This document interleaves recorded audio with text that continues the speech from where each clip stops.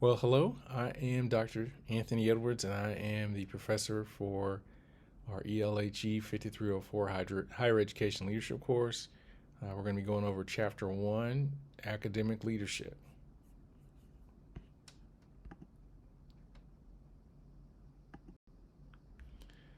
All right, so things we're going to cover. We're going to talk about the definition of leadership. We'll talk about the four controllable sources of leadership influences.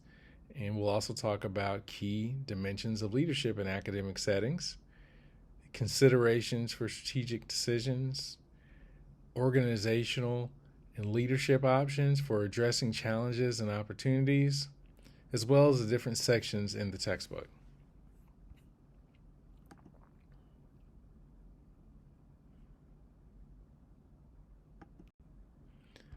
All right, so Rubin, DeLisi, and Gigliotti, 2021, define leadership as defining and initiating messages, strategies, processes, and structures to facilitate social influence. All right, so there's a lot there which we'll unpack, but that is the definition of leadership that they offer.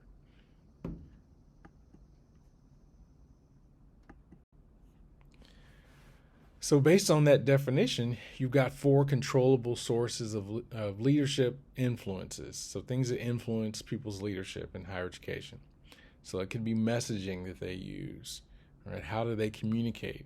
Strategies, what are the ways that they, put together a way to influence people to achieve the goal, all right? Processes, so if there's an actual step-by-step recipe for doing certain things, maybe like whether it's in enrollment management or student affairs or advancement or athletics, there are going to be some certain processes that people have to use in order to get things done. And then the structure, so whether it's an organizational structure or some other type of structure within that organization, things have to be done. Is there a chain of command?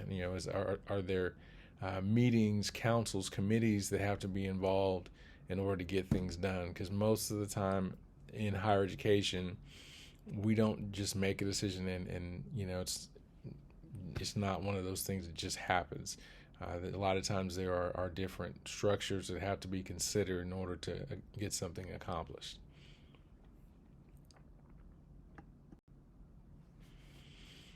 Okay, that leads us to key dimensions of leadership in academic settings.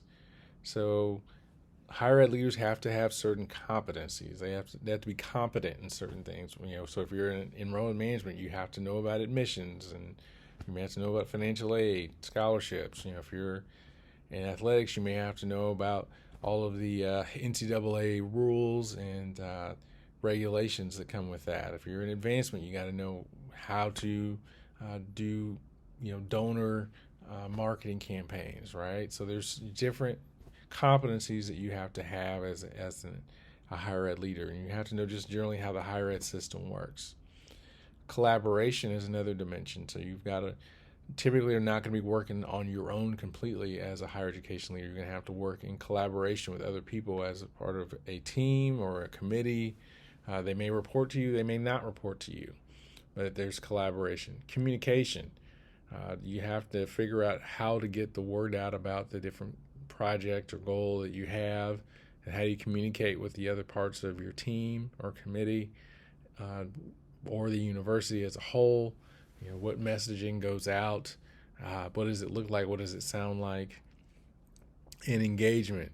What's in there, that symbolism there is really about connection, right? Commitment. Do you see the way the leader engages with the folks in their organization? Do they is it transactional, or is there some connection? Is there some trust? Is there some commitment? So is there any engagement there?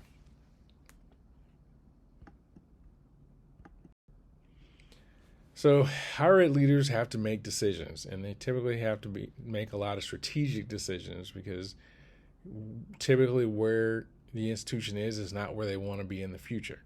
They want to be better in some areas. And so there are going to be strategic decisions that have to be made. So what are some considerations when making these types of decisions? Well, the locus or zone of control is important. So, what do you control in your scope as the leader? Do you control a whole division? Or like enrollment management or financial, advancement, finance and administration, student affairs. Do you Are you responsible for a particular department, or in academic affairs? Are you responsible for a whole college or a department? Are you responsible for a committee? Do you not necessarily have people who report to you, but you're responsible for getting something done? So what's your zone of control? And that impacts how much authority you have to make a decision out of authority, or do you have to use influence? And again, engagement. So as you are trying to figure out what to decide, are you consulting other people, or are you making a decision in a vacuum, or are you consulting other higher education leaders to see if there are things that you need to consider?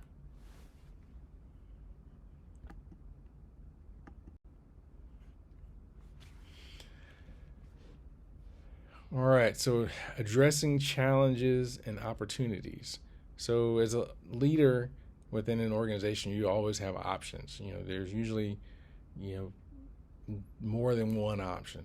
Okay. Sometimes you may feel like, oh, I have to do this. Well, I mean, there's the option of not doing it and dealing with the consequences of that. But usually you've got multiple options. And how we think about those considerations, whether they're locus of control or engagement, we can kind of group those into a matrix where you have limited engagement or broad engagement, and where you have, in terms of zone of control, do you have centralized decision making or decentralized decision making? So, these are things to think about in each spot, so you can either have limited engagement with people and very decentralized solutions. So you're, involving a lot of people, but the level of engagement's not real strong. Like you're just like, you're talking to a lot of people, but there's not any relationship there. You can also have a situation where there's limited engagement, but the decision making is very centralized, so only a small group makes the decision and doesn't really consult other parties. You could also have a broad engagement where the decision is being made by a small few, but they're consulting a lot of people, getting their input before they make that decision. You can also have broad engagement in a very decentralized decision where you're taking in a lot of considerations, and the group is collectively making a decision about what's best. It's not resting in the hands of just one or a few people.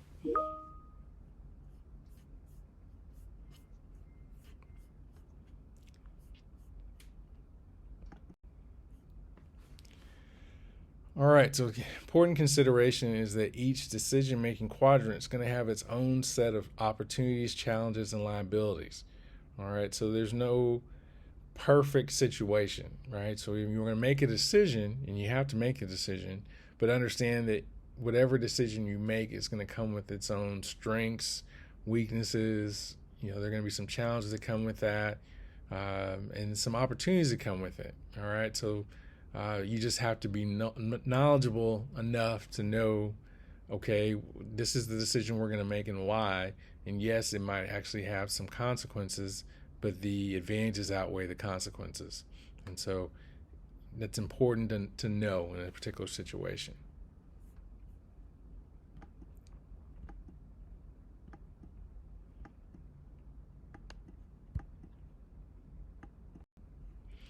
So the textbook, A Guide for Leaders in Higher Education, Concepts, Competencies, and Tools, is organized into 3 sections or parts. So the first section deals with leadership in higher education and deals with the critical need in the complex and changing landscape.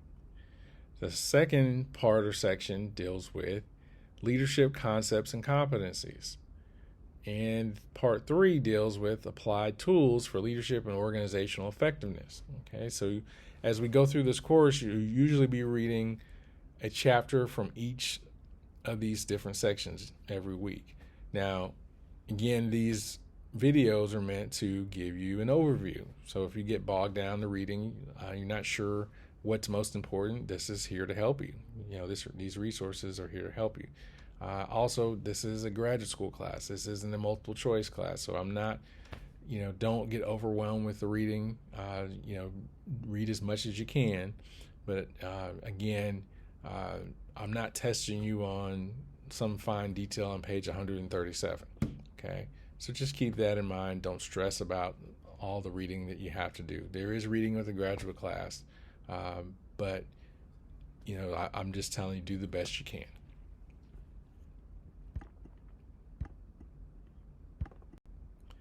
All right, so to review what we've been over in this chapter, we've covered the definition of leadership, the 4 controllable sources of leadership influences, key definitions of leadership in academic settings, considerations for strategic decisions, organizational and leadership options for addressing challenges and opportunities, and the different sections of the book.